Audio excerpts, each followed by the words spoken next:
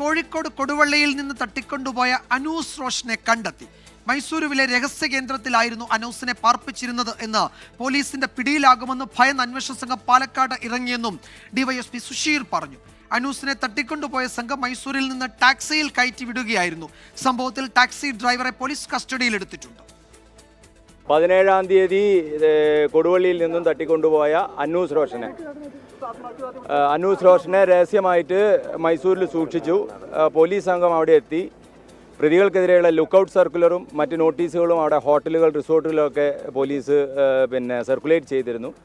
പ്രതികൾ പിടിയിലാവുമെന്ന അവസ്ഥ വന്നപ്പം അവർ കേരളത്തിലേക്ക് രക്ഷപ്പെടാൻ നോക്കി. വാഹനത്തിൻ്റെ നമ്പർ കാര്യങ്ങളൊക്കെ പോലീസിന് ലഭിച്ചിരുന്നു. പ്രതികൾ പോലീസിൻ്റെ സാന്നിധ്യം അറിഞ്ഞു പാലക്കാട് ഇറങ്ങി.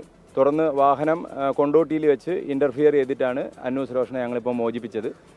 ഇതൊരു ക്രൈം സിൻഡിക്കേറ്റിൻ്റെ ഭാഗമായിട്ടുള്ള ഒരു കുറ്റകൃത്യമാണ്. നേരിട്ടും അല്ലാതെയും ഇതിൻ്റെ അകത്ത് ഒരുപാട് പ്രതികൾ ഉൾപ്പെട്ടിട്ടുണ്ട്. 2 കേസുകളിലായിട്ട് 3 പ്രതികളെ അറസ്റ്റ് ചെയ്തിട്ടുണ്ട്. കൂടുതൽ അറസ്റ്റുകൾ ഉണ്ടാവും. ഇത്ര മാത്രമേ ഇപ്പം പറയാനുള്ളൂ. നടപടിക്രമങ്ങൾ ഇനിയും ബാക്കിയുണ്ട്. മകനെ കണ്ടെത്തിയതിൽ സന്തോഷമെന്ന പിതാവ് റഷീദ് പറഞ്ഞു. DSP സാറെ വിളിച്ചെന്നെ പറഞ്ഞ മകനെ കിട്ടിയിട്ടുണ്ട്, ഞാൻ മകൻ്റെ അടുത്ത് കൊടുക്കാമെന്ന് പറഞ്ഞു. സുഖമാണോ, കുഴപ്പമൊന്നുമില്ലല്ലോ. ഇല്ല, അവൻ്റെ സംസാരത്തിലൊക്കെ അവന് വളരെ ഹാപ്പിയാണ്, കുഴപ്പമൊന്നുമില്ല, ഒരാവശ്യതയോ പ്രശ്നങ്ങളോ ഒന്നും തോന്നുന്നില്ല. ബാക്കി എന്താ കാര്യങ്ങളൊന്നും നമുക്കറിയില്ല. പോലീസ് അന്വേഷണത്തെ കണ്ടെത്തിയ കാര്യങ്ങൾ പോലീസ് വിശദീകരിക്കും. അഭിജിത്ത് മുഴക്കുന്ന വിവരങ്ങൾ നൽകും കോഴിക്കോട്ട് നിന്ന്. അഭിജിത്ത്, ഇതിൽ എന്താണ് സംഭവിച്ചത് എന്നതിൽ വ്യക്തത വന്നിട്ടുണ്ടോ? അതിന്റെ വിവരങ്ങൾ പുറത്തു വന്നിട്ടുണ്ടോ? ഒരു ക്രൈം സിൻഡിക്കേറ്റിന്റെ ഭാഗം എന്നതിനപ്പുറത്തേക്ക് മറ്റൊന്നും ഈ ഘട്ടത്തിൽ പറയാൻ കഴിയില്ല എന്ന് ഉന്നത ഉദ്യോഗസ്ഥർ സൂചിപ്പിക്കുന്നുണ്ട്. അപ്പോൾ എന്താണ് സംഭവിച്ചത്? ഇതിന് പിന്നിൽ ആരൊക്കെ, എന്തായിരുന്നു അവരുടെ ലക്ഷ്യം? അതിൻ്റെയൊക്കെ വിവരങ്ങൾ പൂർണ്ണമായി പുറത്തു വന്നിട്ടുണ്ടോ? വിജയകുമാർ, അതുമായി ബന്ധപ്പെട്ട കൂടുതൽ വിവരങ്ങൾ പുറത്തു വരേണ്ടിയിരിക്കുന്നു. ഈ അനൂസ് റോഷന്റെ സഹോദരനായ അജ്മൽ റോഷനുമായി ബന്ധപ്പെട്ട ചില സാമ്പത്തിക ഇടപാടുകളാണ് ഈ ഒരു തട്ടിക്കൊണ്ടുപോകലിന് കാരണം എന്നതാണ് പ്രാഥമികമായി പോലീസിന് ലഭിക്കുന്ന വിവരം. ആ രീതിയിൽ തന്നെയാണ് അന്വേഷണവും പുരോഗമിക്കുന്നത്. അല്പസമയം മുൻപാണ് അനൂസ് റോഷനുമായി അന്വേഷണ സംഘം കൊടുവള്ളി സ്റ്റേഷനിലേക്ക് എത്തിയത്.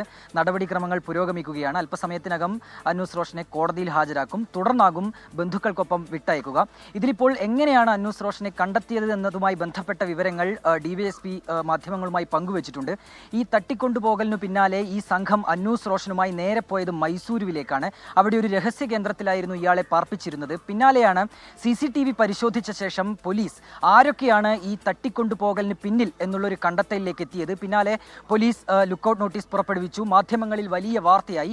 തുടർന്നാണ് ഒരു പ്രതിരോധത്തിലായ ഈ തട്ടിക്കൊണ്ടുപോയ സംഘം ഇയാളുമായി തിരികെ കേരളത്തിലേക്ക് പുറപ്പെട്ടത്. ഒരു ടാക്സി വിളിച്ചായിരുന്നു മൈസൂരുവിൽ നിന്ന് ഈ സംഘം കേരളത്തിലേക്ക് യാത്ര തിരിച്ചത്.